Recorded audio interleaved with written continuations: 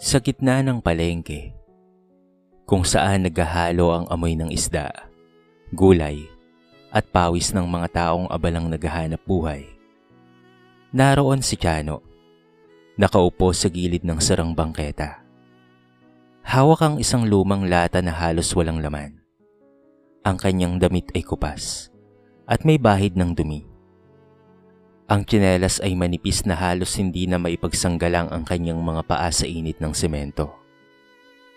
Sa bawat taong dumaraan, bahagya niyang itinataas ang kanyang ulo. Umaasang may magbibigay kahit kaunting barya. Ngunit kadalasan, ang sagot ay hindi limos kung hindi pangungutya. "Hoy, lumayo ka nga riyan!" Sigaw ng isang tendera ng isda habang pinapalaya siya gamit ang walis. "Natatakot ang mga mamimili sa'yo." May iba namang dumaraan na tinatakpan ng kanilang mga ilong. Waring ang kanyang presensya ay sapat na para sirain ang kanilang araw. May ilan ring tumatawa, nagtuturo, at nagpapalitan ng mga panlalait na tingin. Para sa kanila, si Chano ay hindi tao. Isa lamang siyang sagabal sa daan. Ang pinakamasakit para sa kanya ay ang boses ni Mercedes. Ang babaeng kilala sa palengke hindi dahil sa sipag kung hindi dahil sa pagiging tsismosa. Tuwing makikita siya nito, tila ba may bagong kwento na namang ikakalat. "Yan na naman ang puluping tamad," malakas na sabi ni Mercedes. Sinisiguradong maririnig ng lahat. "Kung may silbi yan, hindi yan ang lilimos dito. Hindi na yan bata para manghingi pa." Bumaba ang tingin ni Chano. Hindi siya sumasagot. Hindi dahil wala siyang masasabi, kung hindi dahil sanay na siyang lunukin ng sakit. Sa bawat salitang ibinabato sa kanya, mas lalo niyang pinipiling manahimik. Para sa kanya, ang katahimikan na lamang ang natitirang depensa. Hindi palaging ganito ang buhay niya. May mga gabing habang nakahiga sa ilalim ng lumang tolda sa gilid ng kalsada, bumabalik sa kanyang alaalang mga panahong may bubong pa siyang inuuwian. May maliit na pamilya, simpleng hapunan, at pangarap na balang araw ay magkakaroon ng maayos na trabaho. Ngunit isang sunod-sunod na trahedya ang nagdala sa kanya sa lansangan.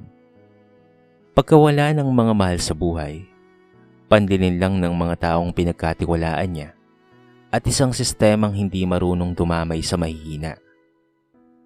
Ngunit kahit wasak na ang kanyang mundo, may isang bagay na hindi tuluyang nawala kay Chano, ang kanyang konsensya. Sa kabila ng gutom at pagod, may mga pagkakataong ibinibigay pa rin niya ang huling baryang nakukuha niya sa mas mahina pa kaysa sa kanya. Hindi dahil sa marami siyang pera, kung hindi dahil alam niya ang pakiramdam ng wala. Habang lumulubog ang araw at unti-unting humuhupa ang ingay ng palengke, pinulot ni Chano ang kanyang lata. Wala na namang laman. Isa na namang araw ng pagkatalo. Ngunit sa likod ng kanyang pagod na mga mata, may munting liwanag pa ring nag-aalap. Isang tahimik na paniniwala na balang araw may makakakita rin sa kanya. Hindi bilang isang pulubi, kung hindi bilang isang tao. Hindi pa niya alam na ang araw na iyon ay mas malapit na kaysa sa inaakala niya. Gabi na nang lisanin ni Chano ang palengke.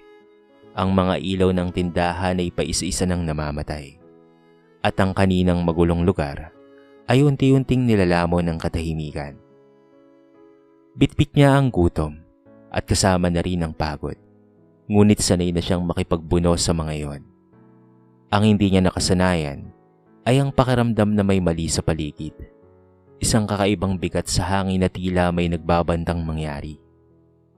Habang naglalakad siya sa makitid na daan, malapit sa lumang bodega, may narinig siyang boses. Mahina, nanginginig at humihingi ng saklolo. Napahinto siya. Sa unay iniisip niyang guni-guni lamang iyon, bunga ng pagod at kanyang gutom. Ngunit muling umalingaw ang boses. Mas malinaw na ito ngayon. "Bahawa kayo, wala akong dala." Sumilip si Chano sa likod ng isang nakaparadang truck. Doon niya nakita ang isang matandang lalaki. Nakasuot ng disenteng damit ngunit halatang natataranta. Nakapalibot sa kanya ang 3 kalalakihan na may masamang ngiti sa labi.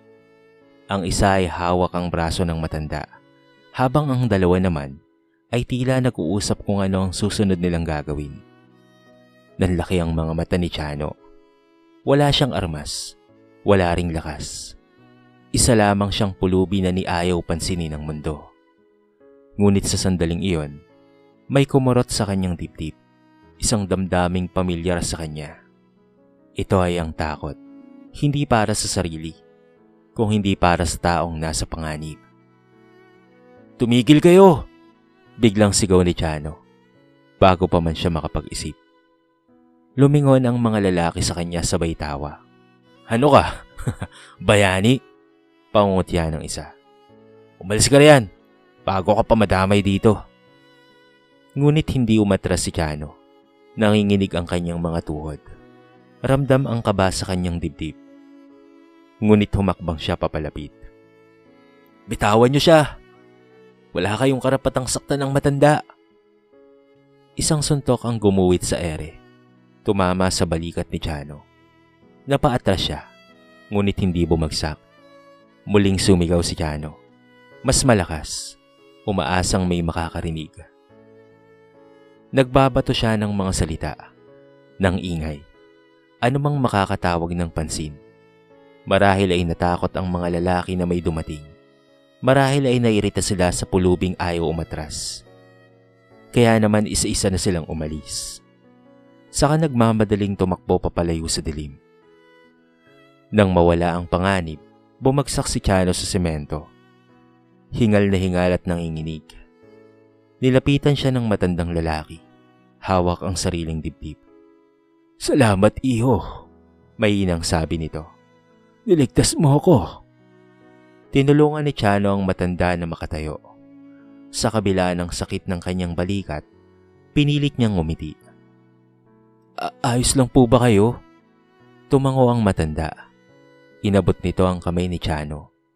Mahigpit na hawak, tila ba ayaw itong pakawalan. Sa mga mata ng matanda, hindi takot ang mababakas, kung hindi paghanga.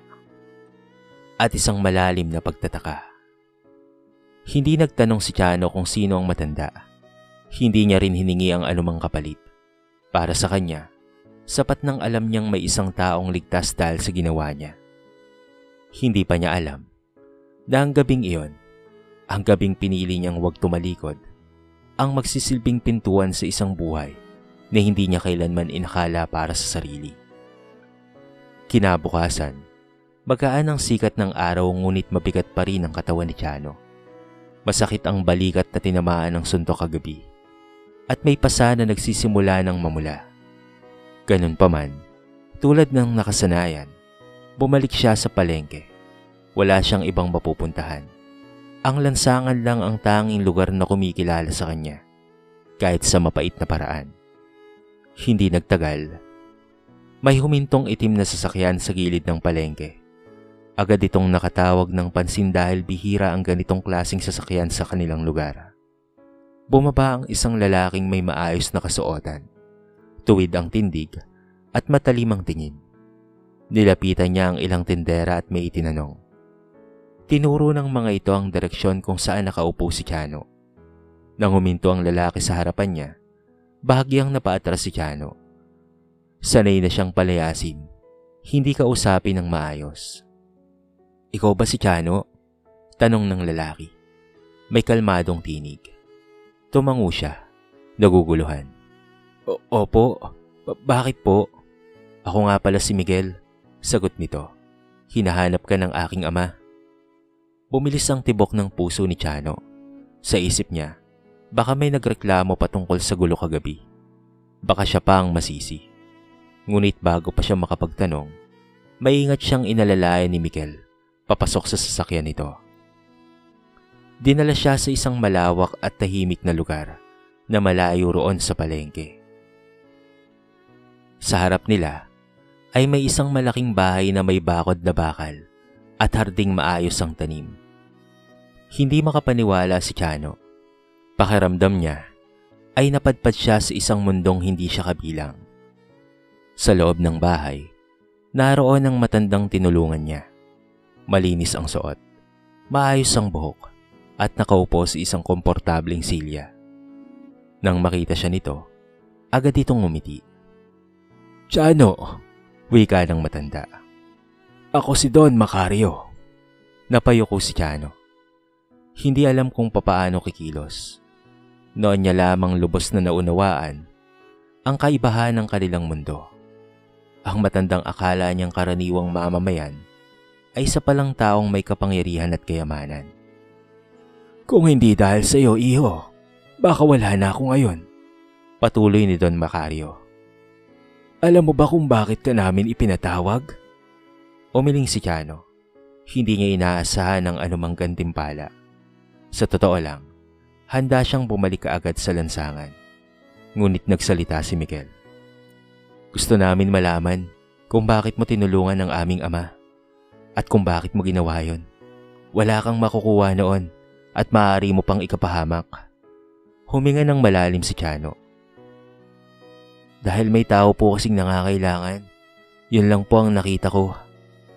Nagkatinginan ang mag-ama. Walang paligoy-ligoy. Walang pagsasinungaling. Ang sagot ay simple ngunit totoo. Doon nagsimulang magbago ang tingin nila kay Chano.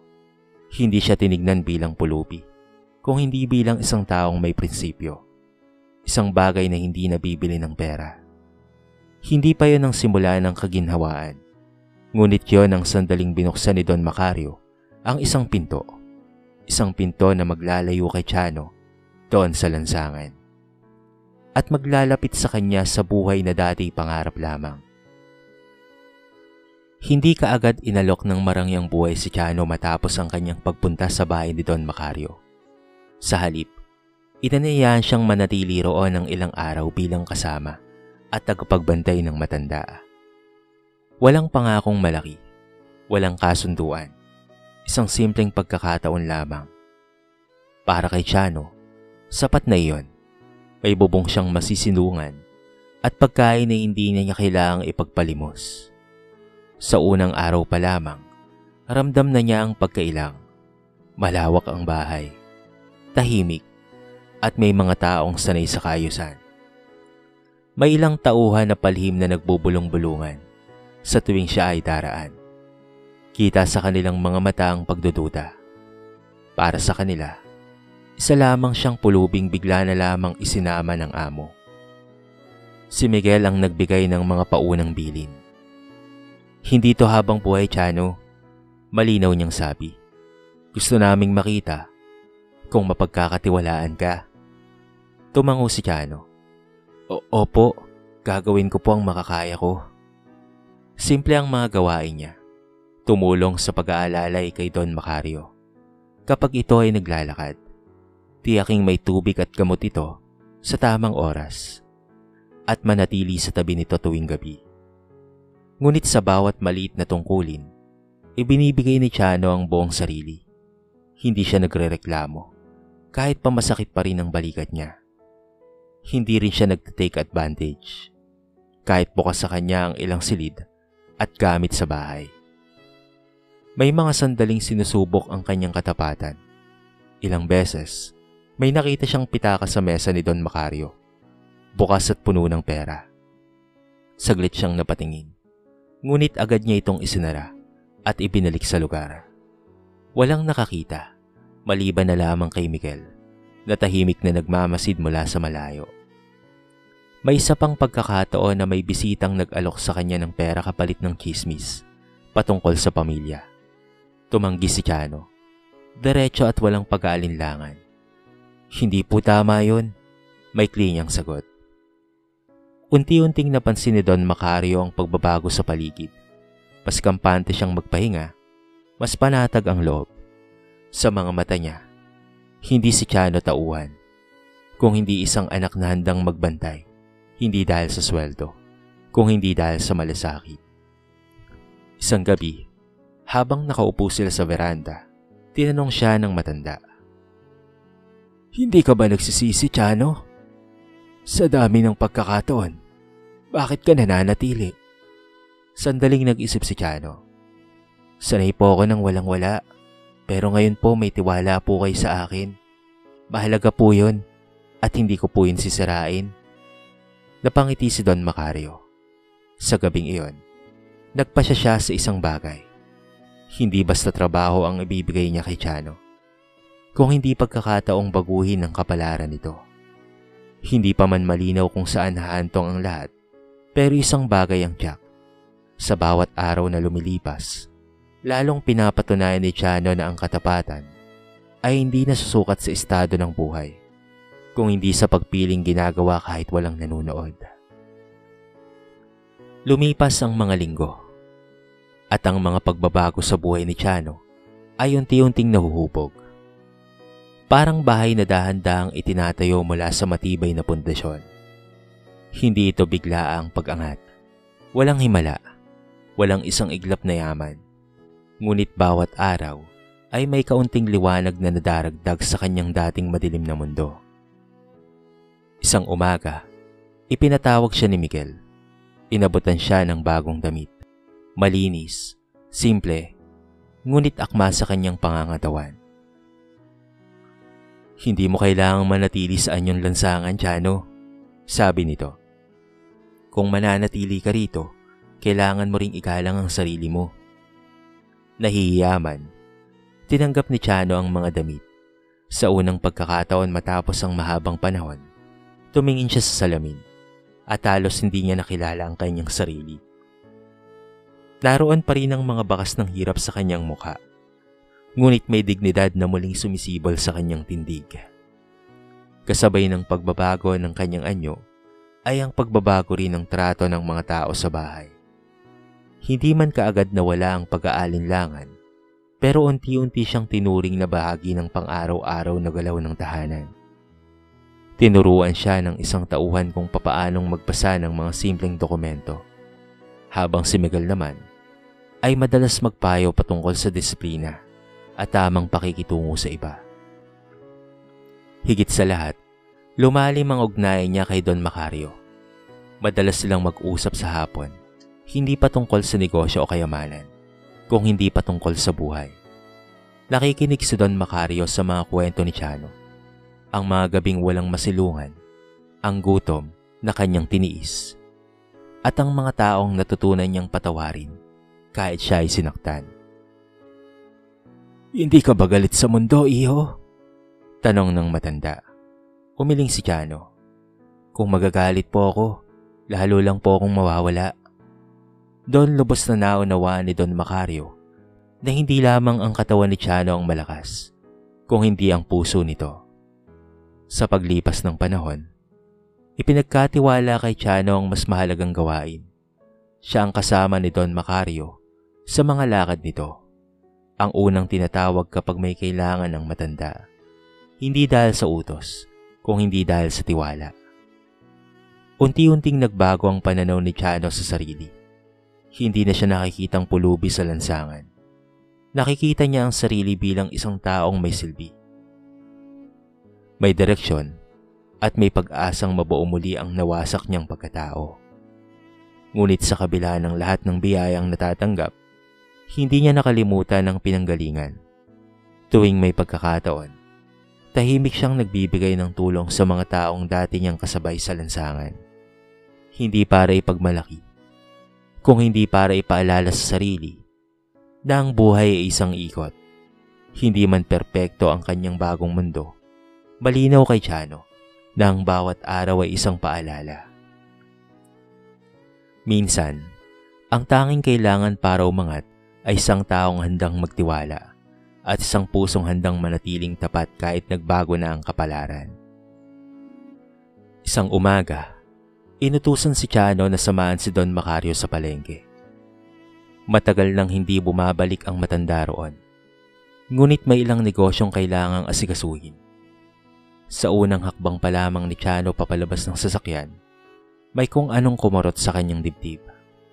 Ang lugar na dati niyang tinutuluyan ay ngayon ay kanyang binabalikan, ngunit hindi na bilang pulubi. Malinis ang kanyang suot, Maayos ang buhok at tuwid ang tindig. Ngunit sa kabila ng kanyang bagong anyo, ang bawat tunog at amoy ng palengke ay bumabalik sa kanyang alaala. Parang kahapon lamang, habang naglalakad sila, may isang tinig na bigla na lamang umalingungaw. Sandali! Ikaw ba yan, Chano? Napalingon si Chano. Doon niya nakita si Mercedes. Hawak ang bayong. Nakatitig sa kanya na tila may multong nakita. Pinagmasdan siya nito mula ulo hanggang paa. Hindi makapaniwala sa nakikita. Ikaw yung lalaking namamalimos dati dito, hindi ba? Malakas na sabi ni Aling Mercedes. Agad itong nakatawag pansin sa mga tao. Yung tinataboy sa palengke? Nanahimik si Chano. Hindi siya ngumiti. Hindi rin nagalit. Tumingin lamang siya ng diretso. May katahimikang mas mabigat kaysa sa anumang sagot. Paanong nangyari na? Maayos na ang buhay mo ngayon? Patuloy ni Mercedes. May halong pagtataka at inggit sa tinig. Bago pa makapagsalita si Chano, humakbang si Don Macario papalapit.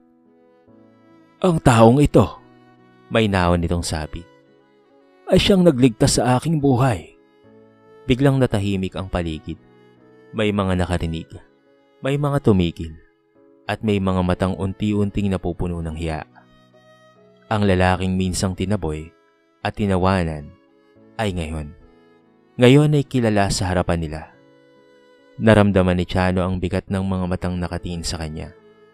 Ngunit sa halip na magmalaki, marahan siyang nagsalita. Hindi po ako nagbago dahil sa pera. Nagbago po ang sitwasyon ko dahil may naniwala. Walang isinisigaw, walang patama. Ngunit sapat iyon para mapayuko si Mercedes. Sa unang pagkakataon, wala siyang maisagot. Habang sila'y nagpapatuloy sa paglalakad, ramdam ni Chano ang kakaibang gaan sa dibdib. Hindi dahil sa paghati, kung hindi dahil sa katahimikang dulot ng pagtanggap. Tinanggap niya ang nakaraan, hindi bilang sugat, kung hindi bilang bahagi ng kanyang paglalakbay. Sa likod nila, naiwan ang mga bulong at mga matang puno ng pagsisisi. At sa harap ni Chano, malinaw ang daan, isang daang dati niyang dinaanan ng may luha. Ngunit ngayon ay tinatahak ng may dangal.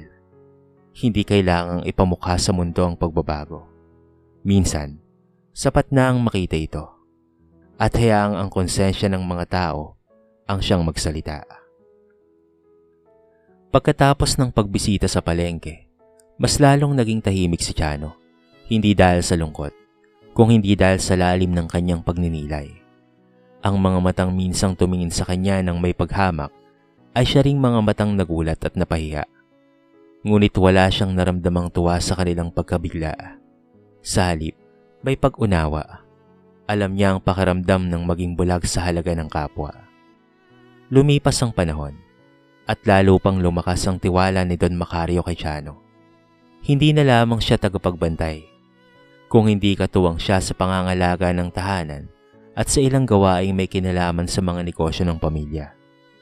Hindi ito dahil sa awa, kung hindi dahil sa kakayahan at prinsipyo na napatunayan niya sa araw-araw.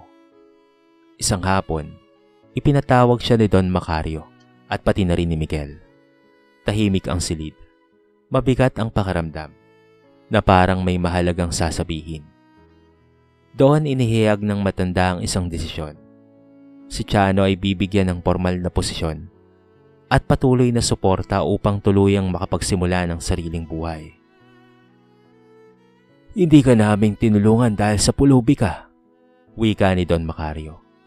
Tinulungan ka namin dahil sa ikaw ay tao at may mabuting puso. Tumango si Chano, hindi makapagsalita. Sa kanyang dibdib, may halong tuwa at pananagutan. Alam niyang ang bawat biyayang natanggap ay may kaakibat na tungkulin. Nang pumanaw nga si Don Macario, makalipas ang ilang taon, isa si Chano sa mga tahimik na umiiyak.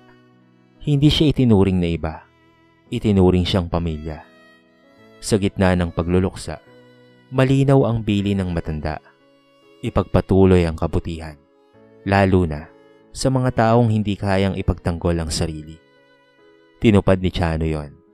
Bahagi ng kanyang kinikita ay inilaan niya sa pagtulong sa mga nangangailangan, lalo na sa mga pulubing madalas baliwalain ng lipunan.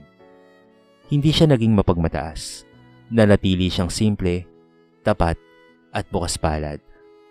Sa huling tagpo, muling dumaan si Chano sa palengke, hindi upang mamalimos, kung hindi upang tumulong. May mga taong kumikilala na sa kanya. May mga taong yumuyuko sa hiya, ngunit higit sa lahat, may mga taong natutong tumingin sa kapwa ng may malasakit. Ang buhay ni Chano ay patunay na ang tao ay hindi nasusukat sa kanyang kalagayan, kung hindi sa kanyang mga pagpili sa oras ng pagsubok. Hindi isang mabuting desisyon sa gitna ng dilim ang sapat upang baguhin ang isang buong kapalaran. At sa mundong madalas sumusga, ang kanyang kwento ay nananatiling paalala. Huwag maliitin ang sino mang nakayapak sa lansangan, sapagkat maaaring siya ang taong magtuturo sa atin kung ano ang tunay na yaman ng buhay. Sa kwentong ito ay marami tayong mapupulot na aral.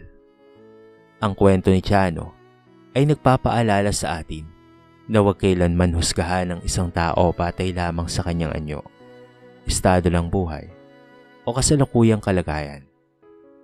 Ang taong itinataboy at pinagtatawanan noon, ngayon ay maaaring may pusong higit pa sa marangal kaysa sa mga taong may pera at kapangyarihan.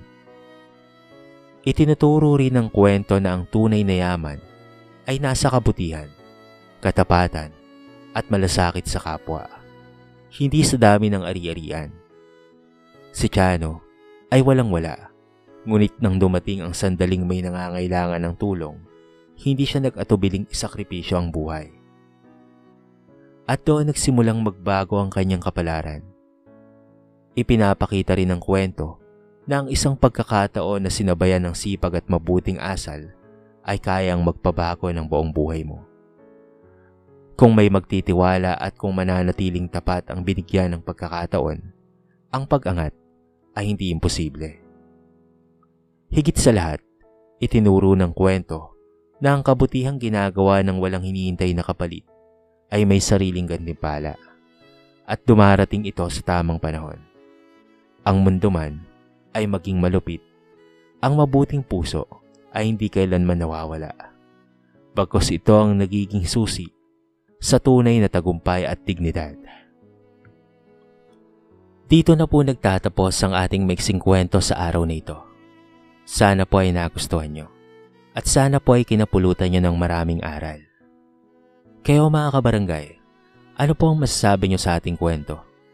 I-comment nyo naman sa baba ang inyong mga reaksyon at babasahin natin ang lahat ng yan. I-comment nyo na rin kung taga saan kayo para naman malaman ko kung hanggang saan nakaabot ang video na ito. Paki-like and share na rin po ang ating kwento para mapakinggan na rin ng iba. At kung bago ka pa lamang sa ating channel, baka naman pwedeng pakihit ang subscribe button at bell notification button para palagi kang updated sa mga bago nating upload na katulad nito. So paano mga kabarangay? Hanggang sa muli, thank you so much and peace out!